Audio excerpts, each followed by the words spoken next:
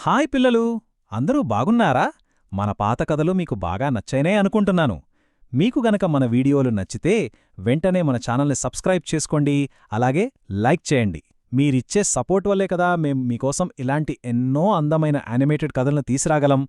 ఇదిగో ఎక్కడ్నుంచే మన కొత్త క్యారెక్టర్ బేస్డ్ కథల సిరీస్ మొదలవుతోంది. మీకిలాంటి కొత్త కొత్త క్యారెక్టర్స్ ఉన్న కథలు కావాలంటే కింద కామెంట్స్లో మాకు తప్పకుండా చెప్పండి. మీకిష్టమైన క్యారెక్టర్స్తో కొత్త కథలు చేయడానికి మేము ఖచ్చితంగా ప్రయత్నిస్తాం. సరే, ఇక మాత్రం లేట్ చేయకుండా ఈరోజు కథలోకి వెళ్ళిపోదామా? ఈ కథ పేరు సుందరవనంలో అల్లరి కోతి. ఈ అందమైన మాయాజాలంతో నిండిన అడవి పేరే సుందరవనం. ఇక్కడ అందరికీ ఎంతో ఇష్టమైన మన హీరోకుడున్నాడు. వాడే మన మోను. ఎప్పుడూ నవ్వుతో ఎంతో ఉత్సాహంగా ఒక చెట్టుమీదినుంచి ఇంకో చెట్టుమీదికి గెంతుతూ అందర్నీ తెగ నవ్విస్తుంటాడు. కాని వాడికొక చిన్న అలవాటుంది. అదేంటంటే అస్సలు అల్లరి చెయ్యకుండా ఒక్క నిమిషం కూడా ఉండలేడు. ఒకరోజు అందమైన ఉదయం. అడవిలో జంతువులన్నీ ఎంత బిజీగా ఉన్నాయో తెలుసా? మన చిట్టి కుందేలేమో క్యారెట్లేరుకుంటోంది. మీనాపక్షి ఎంతో అందంగా పాటలు పాడుతోంది. ఇక గజరాజు ఏనుగు చిన్న చిన్న జంతువులకు నీళ్లు పంచుతున్నాడు. కాని మన మోను మాత్రం చెట్టుమీద కూర్చొని బాగా బోర్ ఫీలవుతున్నాడు. ఏదైనా సరదాగా అల్లరి చేద్దామా అని వాడికో బుద్ధి పుట్టింది. అప్పుడే ప్రమాద హెచ్చరిక డ్రమ్తో మోను ఆటలు మొదలయ్యాయి.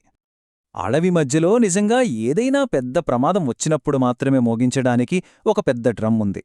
దాన్ని చూడగానే మోను బుర్రలో ఒక భయంకరమైన అల్లరి ఆలోచన మెరిసింది.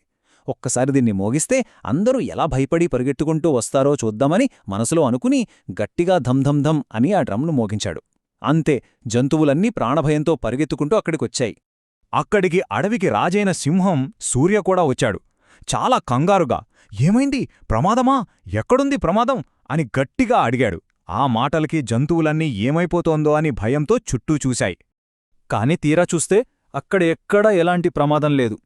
చెట్టుమీద కూర్చున్న మోను మాత్రం పాడి పడి నవ్వుతున్నాడు. హహహహ, భలే మోసపోయారు, మీ అందరినీ భయపెట్టాను అని ఎగతాళి చేశాడు.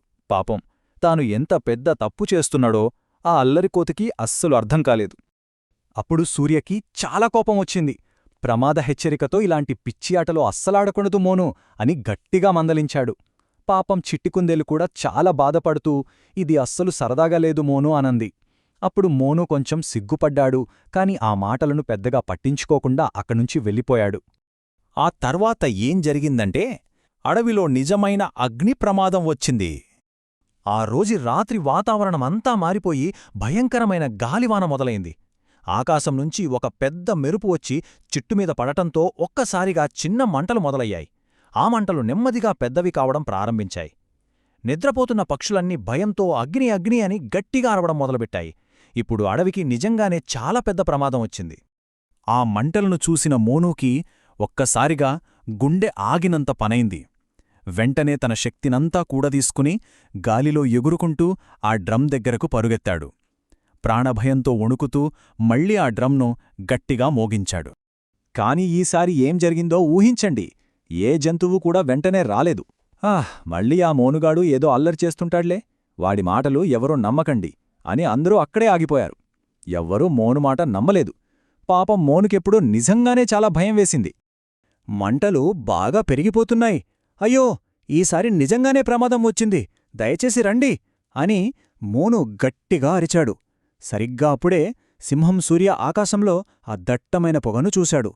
వెంటనే పెద్దగా గర్జిస్తూ, అందరూ వెంటనే రండి, మన అడవి కాలిపోతోంది అని జంతువులందర్నీ పిలిచాడు.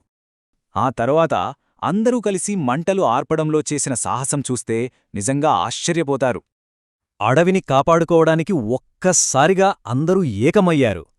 గజరాజు ఏనుగు తన తొండంతో నదిలోంచి నీళ్లు తీసుకొచ్చి ఆ మంటలపై చల్లాడు. పక్షులు చిన్న జంతువులను సురక్షిత ప్రదేశాలకు తీసుకెళ్లాయి. చిట్టి భయపడుతున్న పిల్లలకు ధైర్యం చెప్పింది.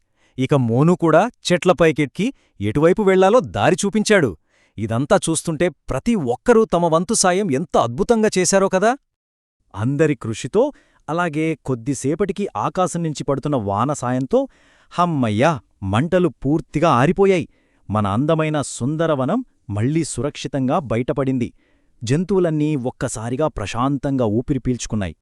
ఇంతకీ ఈ సంఘటనతో మోను నేర్చుకున్న గొప్ప పాఠమేంటో తెలుసా? ఈ సంఘటన మోనుని పూర్తిగా మార్చేసింది. తను చేసిన ఆ ఒక్క అల్లరి వల్ల అడవికి ఎంత పెద్ద ప్రమాదం రాబోయిందో వాడికి బాగా అర్థమైంది. కళ్లల్లో నీళ్లతో సూర్య దగ్గరికి వెళ్ళి, సారీ సూర్య, నా అల్లరి వల్లే కదా ఎవరూ నా మాట నమ్మలేదు, నేను చాలా పెద్ద తప్పు చేశాను అని ఏడుస్తూ మనస్ఫూర్తిగా క్షమాపణ అడిగాడు. అప్పుడు సూర్య చాలా ప్రేమగా ప్రశాంతంగా ఇలా అన్నాడు, చూడు మోనూ, తప్పు చేయడం సహజం, కాని తప్పు చేయడం కన్నా దాన్ని సరిదిద్దుకోవడం చాలా ముఖ్యమైనది. ఈ మాటలతో జంతువులన్నీ మళ్ళీ ఒకటయ్యాయి. మోను కన్నీళ్లు తుడుచుకుంటూ, ఇప్పటినుంచి నేను అస్సలు అల్లరి చెయ్యను, చాలా బాధ్యతగా ఉంటాను అని అందరికీ మాటిచ్చాడు. అప్పుడు చిట్టి నవ్వుతూ, మాకు తెలుసు మోనూ, నువ్వు చాలా మంచి కోతివే అంది. అందరూ ఎంతో ఆనందంగా నవ్వేశారు.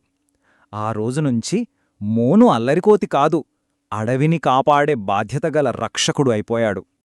మరి ఈరోజు మన కథలోని ముఖ్యమైన నీతి ఏంటో చూద్దామా?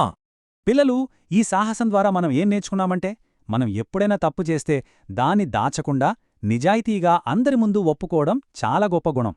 అలాగే మన మోనులాగా మన పనుల పట్ల మనం బాధ్యతగా ప్రవర్తించడం కూడా ఎంతో ముఖ్యమైనది. మరి ఈరోజు కథ మీకు నచ్చిందా? ఈ కథలో మీ ఫేవరెట్ క్యారెక్టర్ ఎవరో మాకు కామెంట్స్లో చెప్పండి.